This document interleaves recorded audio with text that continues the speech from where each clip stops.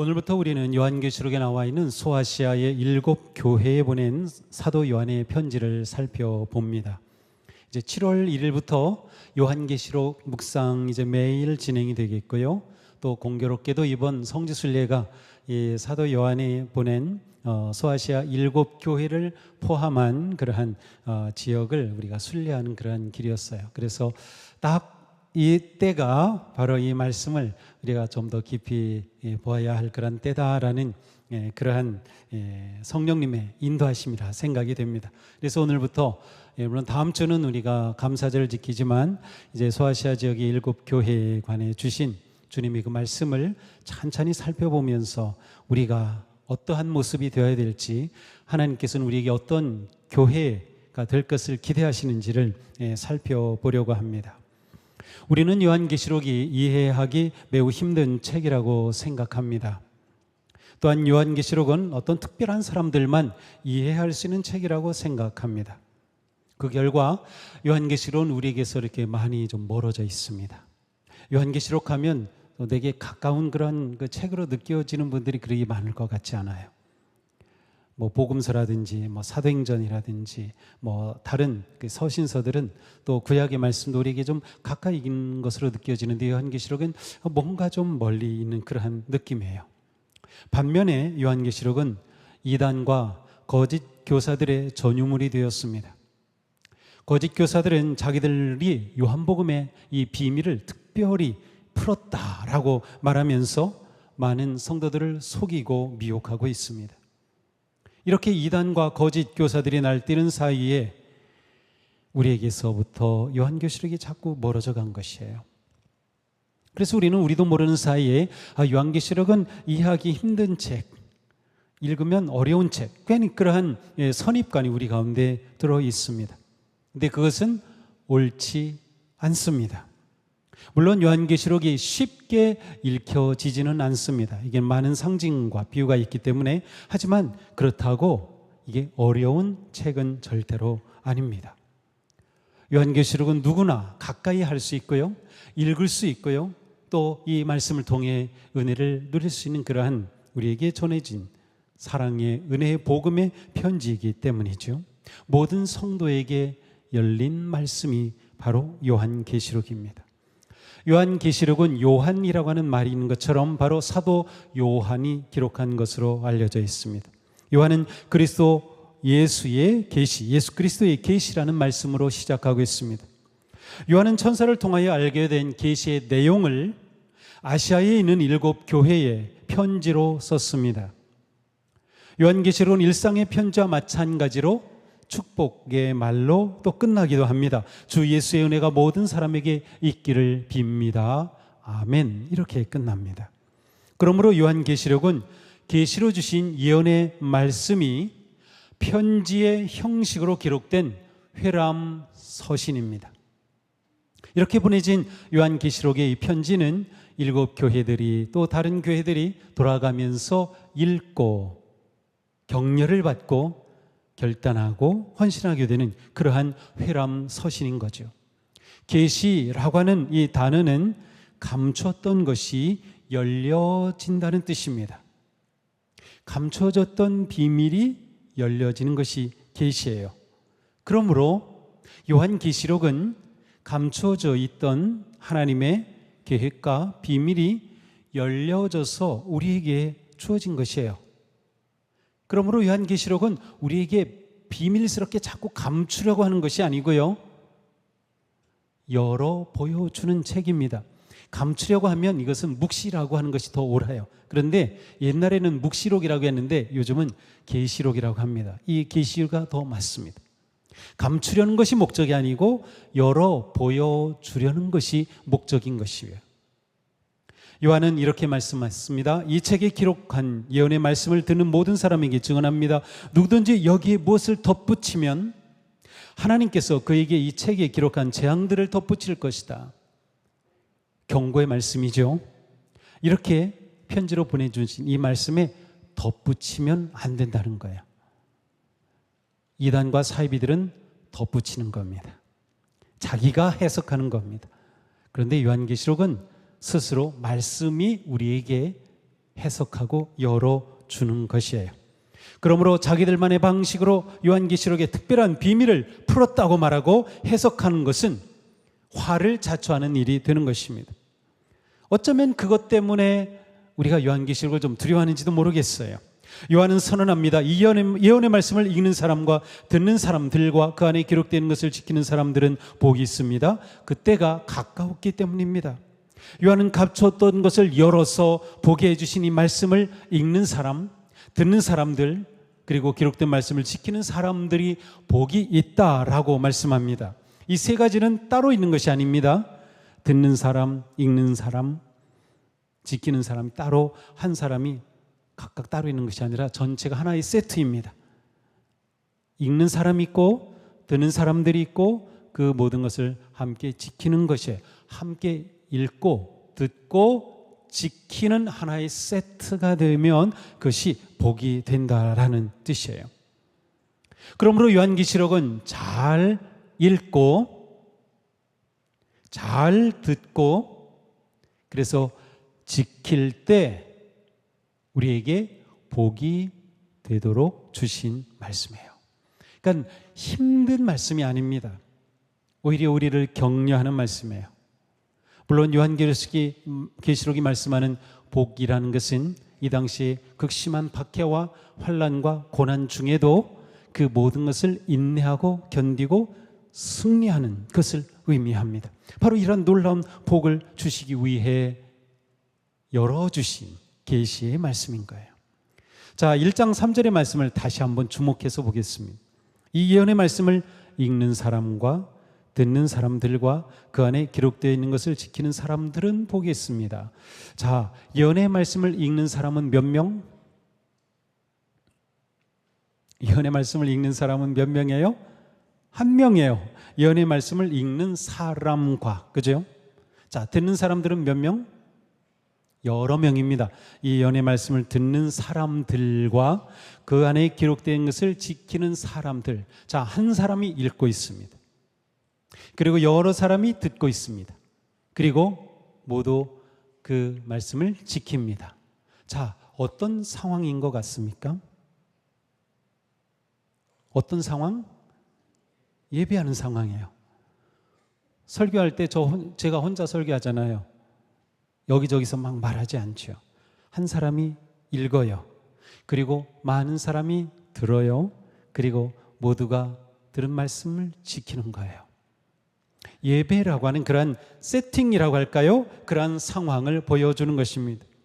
오늘 본문 또한 예배 가운데 그렇게 읽혀지는 그러한 구조를 가지고 있어요. 그래서 우리가 한번 오늘 본문을 정말로 이 예배를 드리면서 교독으로 우리가 한번 읽어보려고 합니다. 아, 이렇게 예배 시간에 들려지고 읽혀졌겠구나. 우리는 생각할 수 있습니다. 이제도 계시고 전에도 계셨고 장차 오실 이와 그의 보좌 앞에는 7 영과 또 신실한 증인이시요 죽은 사람들의 첫 열매이시요 땅 위의 왕들의 지배자이신 예수 그리스도께서 내려주시는 은혜와 평화가 여러분에게 있기를 빕니다.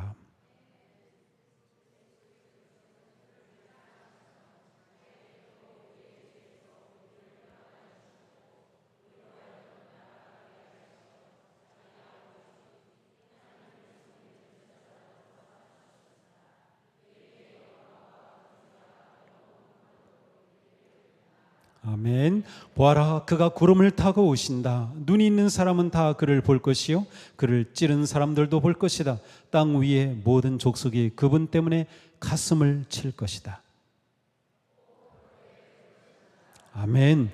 지금도 계시고 전에도 계셨고 앞으로 오실 전능하신 주 하나님께서 나는 알파와 오메가다 하고 말씀하십니다. 내가 곧 가겠다. 주 예수의 은혜가 모든 사람에게 있기를 빕니다. 그렇습니다. 이처럼 계시록은 예배 시간에 읽고 듣는 방식을 통해서 주시는 하나님의 생명과 복의 말씀입니다. 초대 교회에서 성도들은 우리처럼 손에 성경책을 가지고 있지 않았습니다. 단지 예배 시간에 인도자가 읽어주는 그것을 들었을 뿐입니다. 그리고 읽고 듣는 그것으로 충분했습니다. 문제는 자의적으로 하나님의 뜻을 해석할 때 생기는 것이에요. 요한계시록은 말씀을 읽고 듣고 마음에 품어 행함으로 복을 누리게 하려고 성령께서 요한에게 열어 보여주신 생명의 말씀입니다. 하나님의 계시가 요한에게 임하였을 때 요한은 반모섬에 유배되어 있었습니다. 9절에 이렇게 말씀하죠. 예수 안에서 여러분의 형제요, 예수 안에서 환난과 그 나라와 인내에 여러분과 더불어 참여한 사람인 나 요한은. 자, 요한이 자기를 소개하게 볼 때 여러분의 형제다. 환난과 그 나라와 인내에 여러분과 더불어 참여하였다. 이 요한의 이러한 그 표현들은 바울과 좀 대조적입니다. 바울은 나는 사도다라는 것을 굉장히 강조하는데 요한은 그런 것 전혀 강조하지 않고요. 나는 그냥 형제입니다. 여러분과 같이 고난을 받고 그 아픔에 참여한 나 요한입니다. 이렇게 소개해요.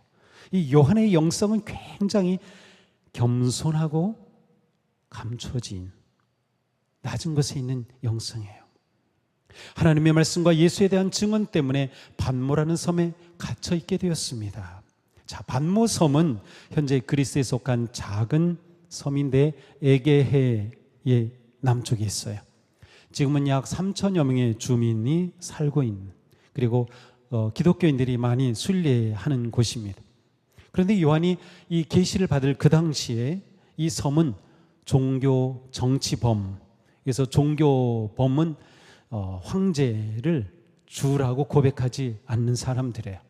그리스도인들이죠. 종교범, 정치범을 귀양 보냈던 유배지였습니다. 요한은 자신이 유배된 그런 상황을 가리켜서 바로 예수에 대한 증언 때문에 반모섬에 갇히게 되었다라고 표현하고 있습니다.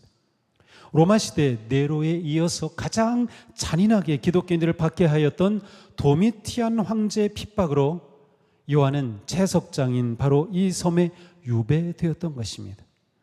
이때 요한의 나이는 90세쯤 되었습니다. 그는 너무나도 노쇠한 상태였어요. 그래서 어쩌면 이곳에 유배되어 노동을 하지는 못했을 것 같습니다. 그러나 그는 무엇을 했어요? 하나님을 의지하며 하나님께 기도하며 하나님과 깊은 친교와 교제를 나누고 있어요. 90의 요한이 말이죠.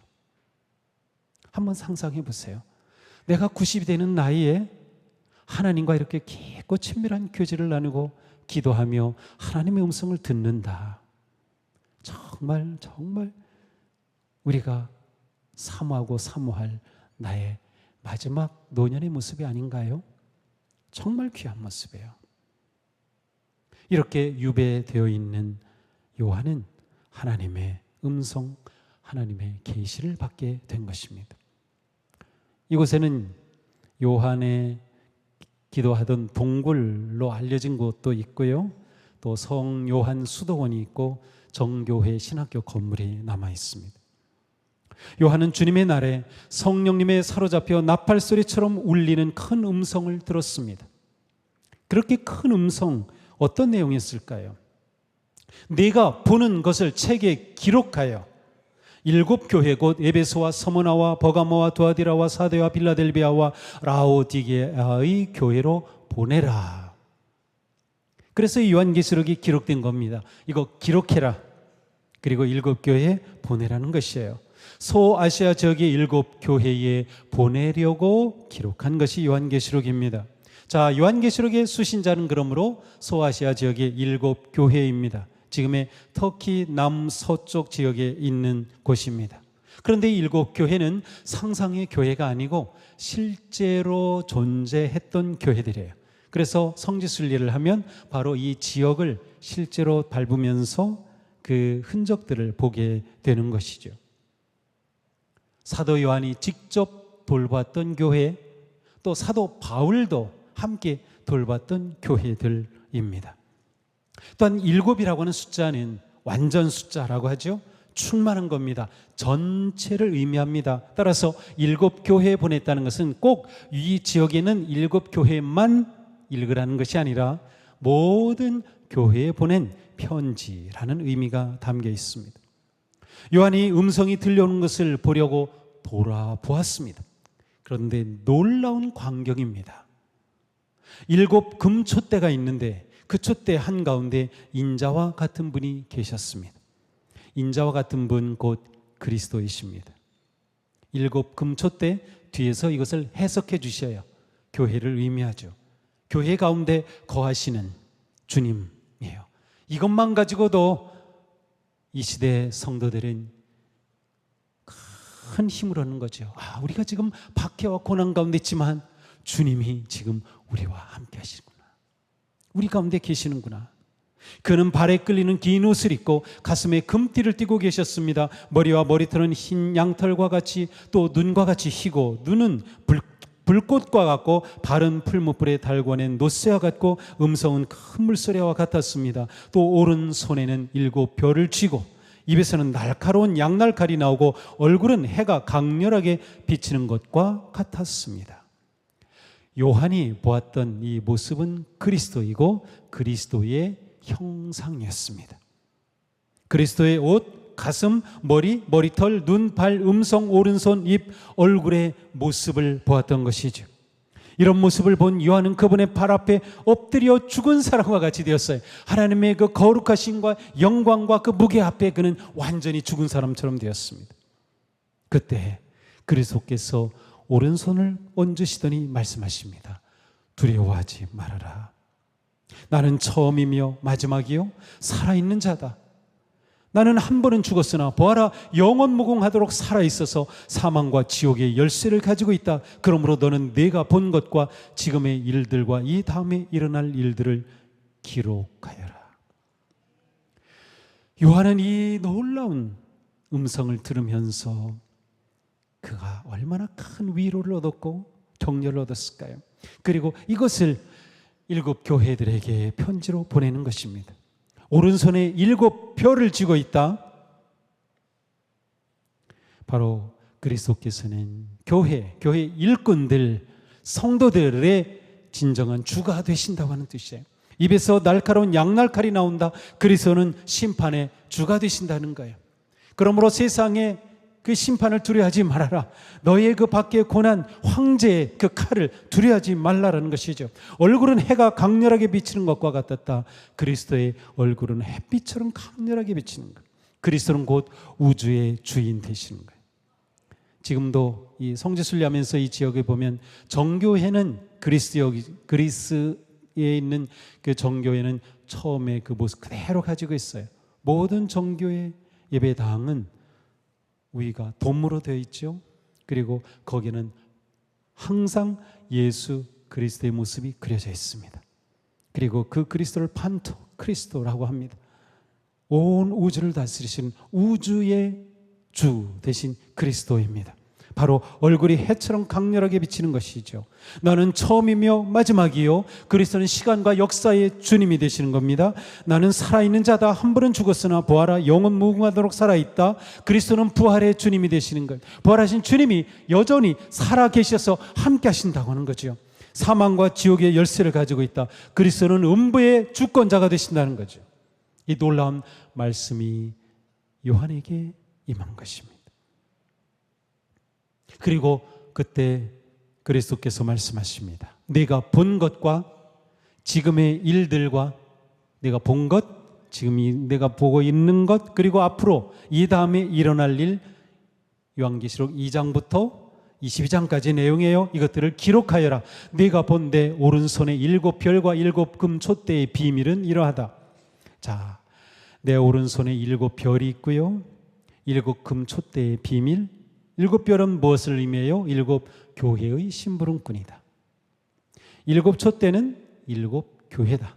자, 처음부터 요한계시록은 주님께서 스스로 비밀을 풀어주십니다. 이것을 읽을 때 요한계시록 보낸 편지를 읽을 때 궁금해할 것 아니에요? 7 별이라고? 그게 뭘까? 7 촛대라고? 그게 뭘까? 궁금해하겠죠? 그래서 풀어주시는 겁니다. 7 별, 그것은 7 교회의 심부름꾼이다. 이 심부름꾼은 앙겔로스라는 말인데 보통 사도, 직역하면 천사이지만 하나님이 보낸 사도, 교회 일꾼 혹은 사자로 번역합니다. 그렇습니다. 주님의 손에 잡혀 있는 성도들을 의미하는 것이지요. 이 놀라운 계시의 말씀이 주어지는 것입니다.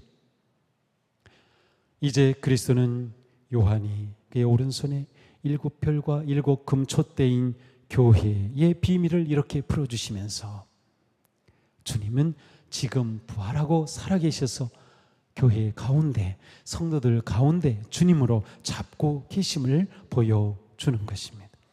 그러므로 염려할 것이 없는 거예요. 그러므로 넉넉히 이겨낼 수 있는 거예요. 그러므로 인내할 수 있는 것이죠. 이렇게 주님께서 비밀을 직접 풀어주신 것은 주님의 관심과 초점이 어디 있는가를 보여주시는 것입니다. 주님의 관심은 주님의 사자들에게 있어요. 주님의 일꾼들에게 있어요. 주님의 관심은 교회들에게 있습니다. 그리스도의 몸인 교회들에게 있는 것이에요. 교회는 이 시대와 세상을 향한 진정한 촛대가 되는 것이에요. 진리의 빛이 되는 것이고 소망이 되는 것이죠. 주님은 교회를 통하여 역사를 완성하고 이루어 가십니다. 주님은 이 땅에 구원할 영혼들과 구원받은 성도들의 승리의 삶을 마음에 두고 계시는 거예요. 그래서 이렇게 편지를 통하여 위로하고 끝까지 승리하는 복을 약속해 주시는 것이죠. 물론 이 세상의 교회가 완전하진 않습니다. 그럼에도 불구하고 주님은 교회를 통하여 생명의 역사를 성취하실 계획을 가지고 계십니다.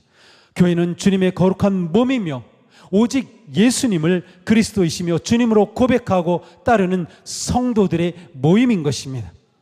교회가 촛대입니다. 진리와 그리스도의 부활의 생명으로 세상을 밝히는 그리스도의 몸이 되어야 하는 것이에요. 우리가 그리스도의 몸인 거예요. 우리가 교회인 거예요. 부활의 주님은 지금 우리에게 기대하고 계신 겁니다. 우리가 정말 살아있는 그리스도의 몸으로 이 세상을 향해 소망이 되기를 원하시는 거죠. 교회의 주인은 예수 그리스도이시다. 그분이 우리의 머리시며 다스리시는 주가 되신다는 겁니다. 우리가 이것을 분명히 해야 돼요. 이것을 분명히.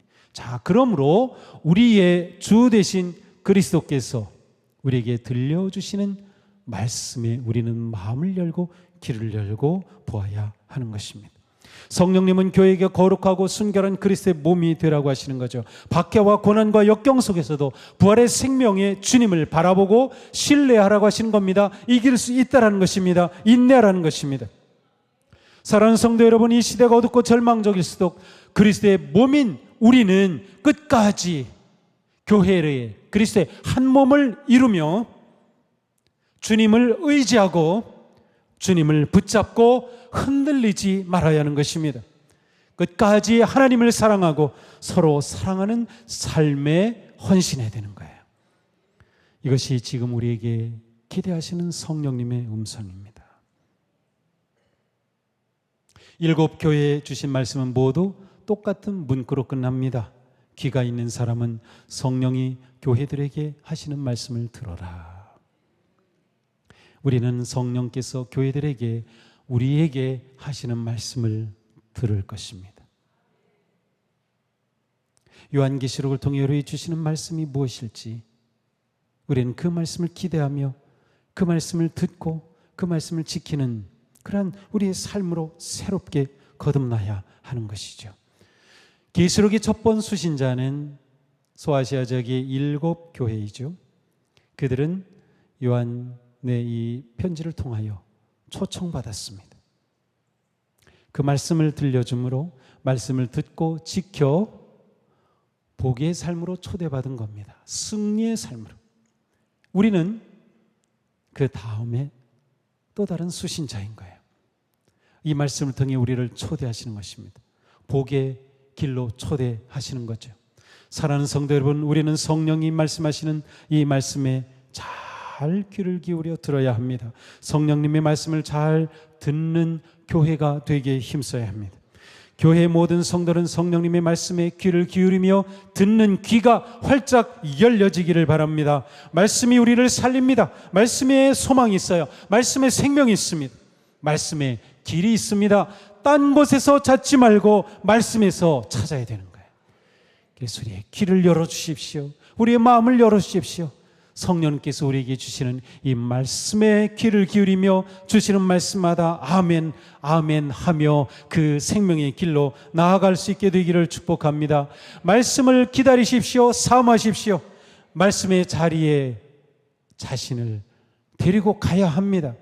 내 마음을 열어 놓아야 하는 것이에요. 말씀을 듣는 일에 게을리하지 마십시오. 부지런히 들어야 합니다. 하나님은 언제나 말씀을 통해 우리에게 다가오시며 말씀으로 우리를 세우시며 말씀으로 우리에게 하나님의 뜻을 보여주십니다. 진정한 복은 말씀에서 옵니다. 우리 모두 복된 성도가 되기를 축복합니다. 말씀을 지키면 복이 됩니다. 말씀을 잘 듣고 지키는 것이 하나입니다. 요한의 말씀을 다시 읽어드립니다. 이 예언의 말씀을 읽는 사람과 듣는 사람들과 그 안에 기록되는 것을 지키는 사람들은 복이 있습니다. 그때가 가까이 왔기 때문입니다. 복된 성도가 되기를 원하신다면 말씀을 듣고 지켜야 하는 겁니다. 바로 지금입니다. 바로 지금이에요. 때가 가까울수록 말씀을 듣고 지키는 성도가 복을 누리게 될 것입니다. 요한계시록의 말씀은 우리를 일상에서 멀어지게 하는 것이 아닙니다. 이단과 사이비는 계시록의 말씀을 가지고 사람들을 일상과 멀어지게 만들었습니다. 여기로 와야 된다. 여기 와야 내가 구원받는다. 이 비밀이 여기에 있다. 그러려면 너희 살아가는 일상 그거 다 포기해라. 여기로 들어와라. 아닙니다.